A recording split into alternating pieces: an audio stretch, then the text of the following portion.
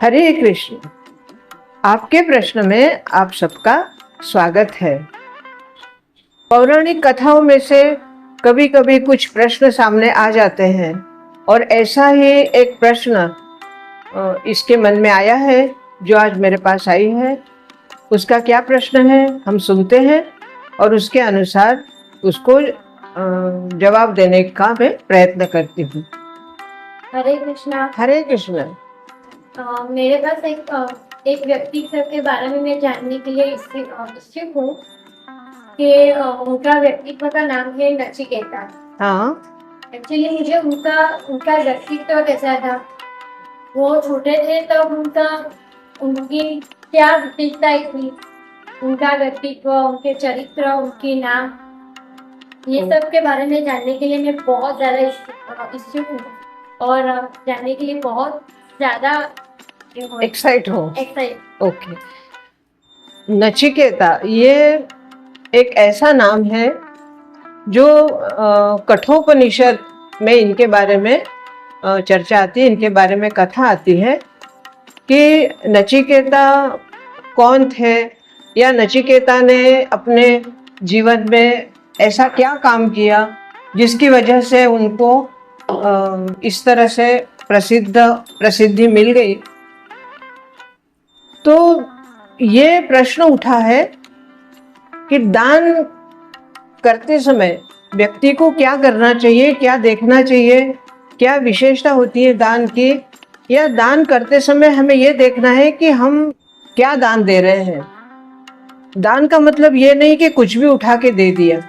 दान वो होता है जो सामने वाले के लिए उपयोगी हो। अगर हमारी अनुपयोगी वस्तु अगर हमने दान कर दी तो वो दान नहीं होता है।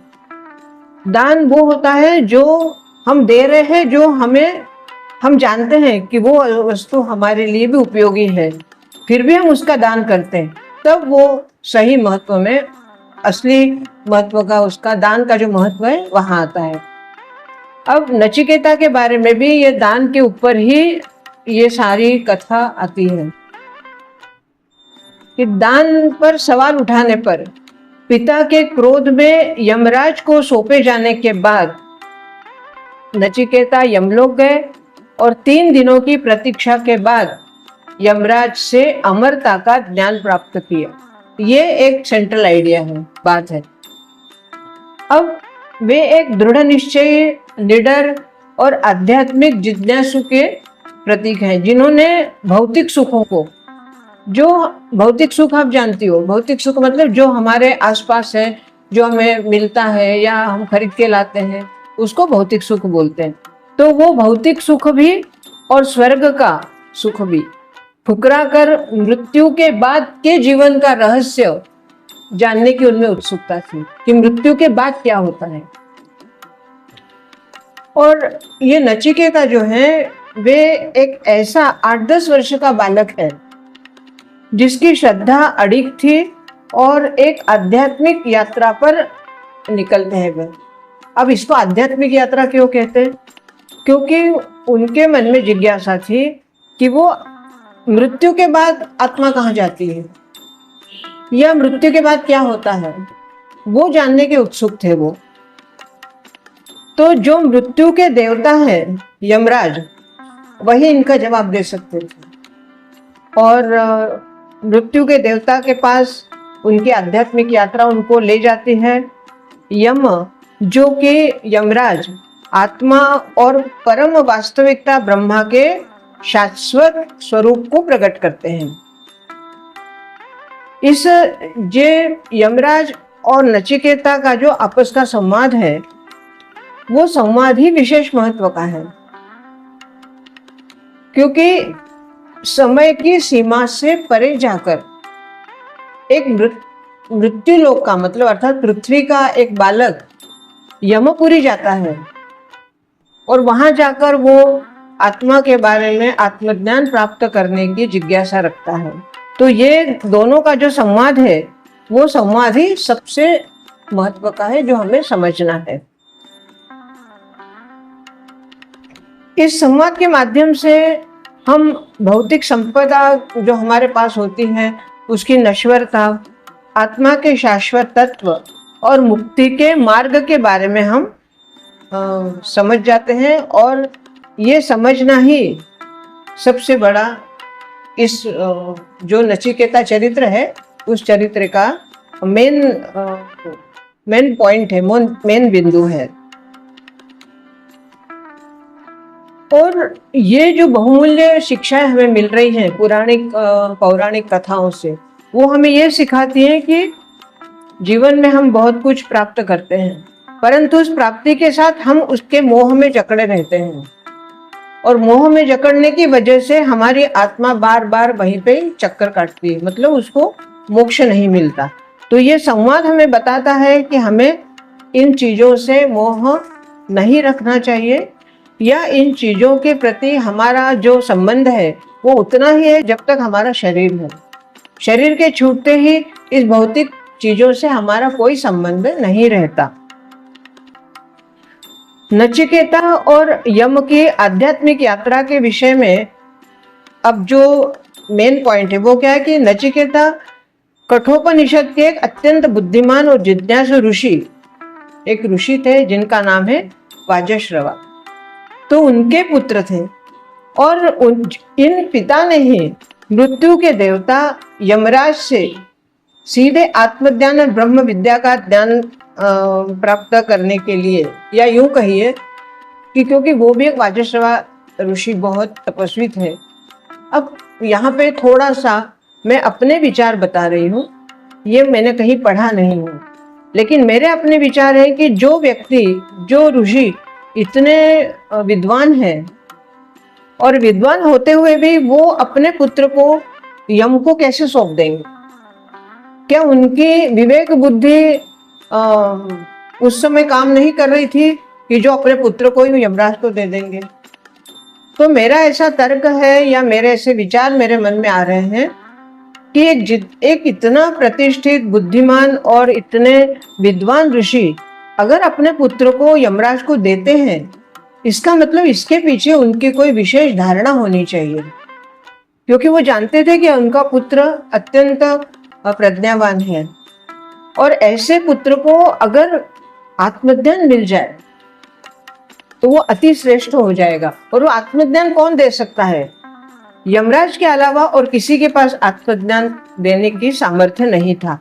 तो हो सकता है ये अपने पिता का जो कठोर निर्णय है वो अपने पुत्र के लिए कुछ अच्छा होने के लिए ही शायद हो सकता है, ऐसा मेरा विचार है।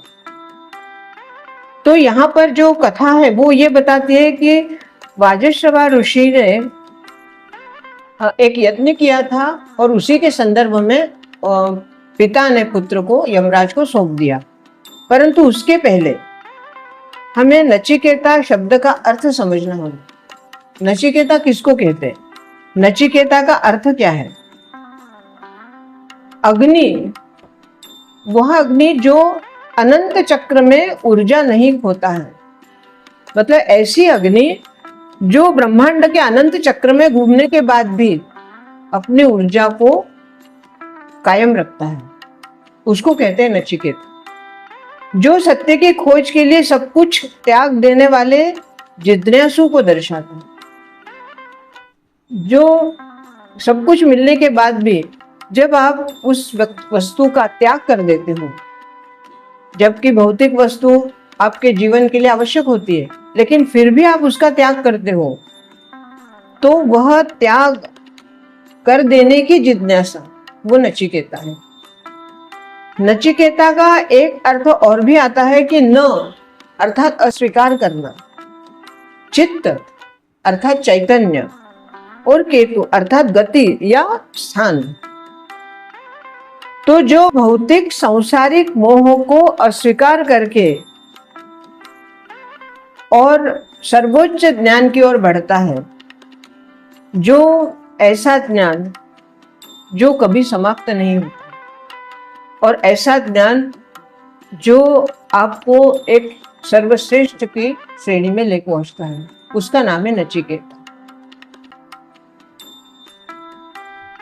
पुराणों में एक और बात आती है कि जलती हुई पवित्र अग्नि को भी नचिकेता कहा गया है।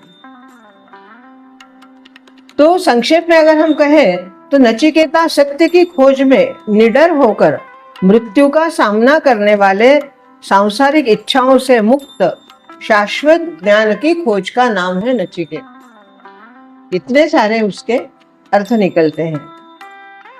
अब नचिकेता एक ऐसा व्यक्तित्व जिसके पिता के क्रोध को भी शांत करवाया, यज्ञ विधि का ज्ञान भी प्राप्त किया और मृत्यु के बाद आत्मा का क्या होता है इसके बारे में भी समझ लिया। और समझा किससे है तो यमराज से। अब यहाँ ये परिस्थिति क्यों निर्माण हुई? नचिकेता के पिता ऋषि वाजश्रवा ने विश्वजित यज्ञ करने का निश्चय किया और इस विश्वजित यज्ञ में कहा जाता है कि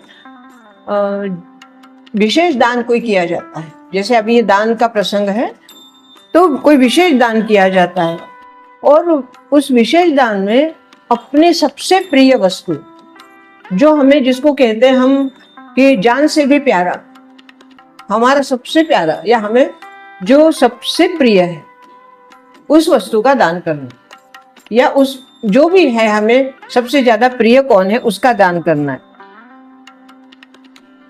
तो प्रिय वस्तु का दान जब होता है तो नचिकेता ने अपने पिता से पूछा कि मैं आपको कितना प्रिय हूं। तो पुत्र का ऐसा प्रश्न सुनकर ऋषि ने कहा कि तुम मेरे सबसे प्रिय पुत्र हो, मैं तुम्हारे बगैर जी नहीं सकता। अब नचिकेता ने यह कहा कि अगर मैं आपको सबसे प्रिय हूं तो आप मुझे किसको दान देंगे? ये आकस्मिक प्रश्न था। ये प्रश्न सुनकर ऋषि वाजश्रवा भी मौन हो गए कि मेरे पुत्र ने ऐसा कैसा प्रश्न पूछ लिया। तो उसने कहा, पिताजी मुझे बताइए कि मैं आपका सबसे प्रिय हूं तो आप मुझे किसको दान देंगे? पिता ने कुछ जवाब नहीं दिया। फिर 2 बार, 3 बार, 4 बार उन्होंने पूछा कि पिताश्री मुझे बताइए कि मुझे आप किसको दान देने वाले हैं। अब जब बार बार पुत्र ने पूछा तब पिता को क्रोध आया और उन्होंने क्रोधवश कह दिया कि जा, मैंने तुझे यम को दान दे दिया। अब वो इनोसेंटली ऐसे ही आराम से वो बोल गए। उनको ये जरा भी दिमाग में ख्याल नहीं आया होगा या नहीं आया कि मेरे इस कहने से नचिकेता क्या एक्शन लेगा, क्या बोलेगा या क्या करेगा। और बस पिता का ये शब्द सुनकर और नचिकेता सीधे यमपुरी के लिए चल पड़े। अब यमराज जब उन्होंने ये सोचा कि मुझे जब दान में दे ही दिया है तो मेरा यहाँ रहने का कोई औचित्य नहीं बनता, इसलिए वो यमपुरी के लिए निकल गए। अब यमपुरी पहुंचने के बाद यमलोक में जब पहुंचे तो वहां पे यमराज अपने दरबार में नहीं थे, वो कहीं बाहर थे। तो उनके जो पार्षद थे उन्होंने कहा कि भाई तुम मृत्यु के व्यक्ति हो, मृत्यु लोक से पृथ्वी के व्यक्ति, तुम जीवित यहाँ कैसे आ गए? तो उसने कुछ जवाब नहीं दिया और वो वहां तप करने बैठ गया। उसने कहा कि ठीक है, कोई बात नहीं, यमराज यहाँ नहीं है तो उनके आने तक मैं या उनकी प्रतीक्षा करूंगा। तो वो आसन लगा के तप करने बैठ गया। जब यमराज लौटे, लेकिन कब? 3 दिन के बाद। 3 दिन तक वह 8-10 वर्ष का बालक उनके दरबार की पौड़ी पर बाहर आसन लगाकर उनका इंतजार करते रहा, प्रतीक्षा करते रहा, न खाना न पीना। हाँ बोलो। मतलब उन्होंने तपस्या की कि उनकी आने की राह देखी। राह देखने के लिए, क्योंकि राह प्रतीक्षा इसलिए की कि क्योंकि उसको यमराज को मिलना था। क्यों मिलना था? क्योंकि वो उन्होंने उसको दान कर दिया था पिता ने। तो जब दान कर दिया तो जो मेरे स्वामी हैं, जिसको दान किया वो उनके स्वामी बन गए। तो उस स्वामी की प्रतीक्षा मुझे करनी है। अब प्रतीक्षा करनी है तो एक ब्राह्मण पुत्र है, वो ऋषि का पुत्र है, तो वो ऐसा तो नहीं कि इधर उधर मटर गश्ती करते बैठेगा, क्योंकि वो एक संस्कारी पुत्र था। तो स्वाभाविक ही उसके मन में ये विचार आया कि जब वो नहीं है मेरे स्वामी, तब तक मैं यहाँ बैठ कर क्या तपस्या कर लेता हूँ। एक साधारण मनुष्य तो था नहीं वो। एक साधारण व्यक्ति के मन में तारे वो कोई, हम जैसे किसी के यहाँ मान लो आप कहीं गए, वो प्रतीक्षा, अब वहां पे आपको लॉक मिल गया, ताला मिल गया, तो आप इधर उधर कहीं बातें करते लग जाओ, कहाँ गए हैं, कब आएंगे, तो कहीं दूसरी जगह पे जाके हाँ। वापस आ जाए।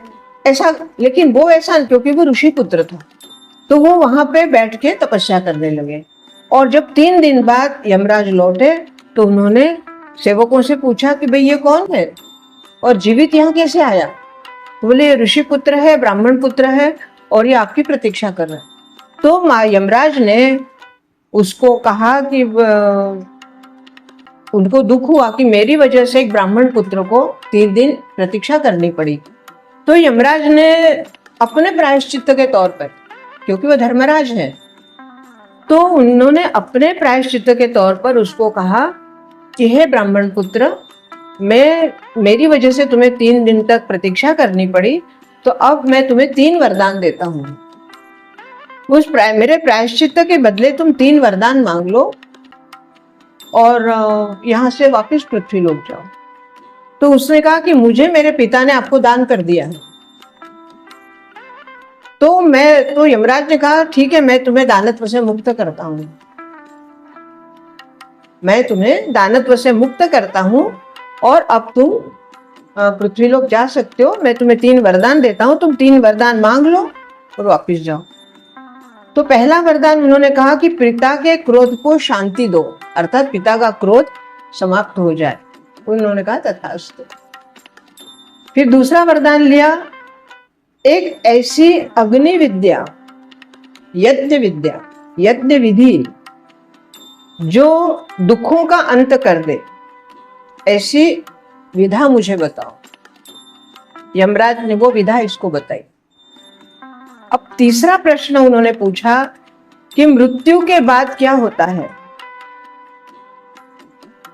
आत्मा का रहस्य क्या है, आत्मा और मृत्यु का गूढ़ रहस्य मुझे आप बताइए।